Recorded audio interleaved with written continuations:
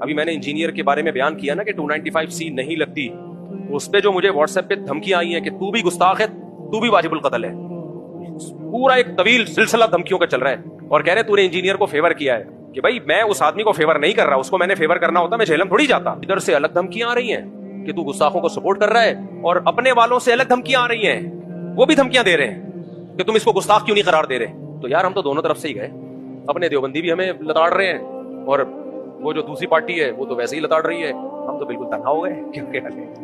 تو ہم نے مشورہ کیا، ہم نے کہا بھائی جو حق ہو اس کو بیان کرنا چاہیے۔ جب آپ کسی کو گستاخ قرار دیتے ہو تو اس کا مطلب کافر قرار دے رہے ہو۔ جب ہم فتویٰ سیکھتے ہیں نا، اس میں سب سے پہلے یہ اصول سکھایا جاتا ہے کہ کچھ بھی ہو جائے تمہارے قلم سے، تمہاری زبان سے کسی کے لیے کافر کا لفظ نہ نکلے جب تک صاف طور پہ کوئی اسلام چھوڑنے کا اعلان نہ کر دے۔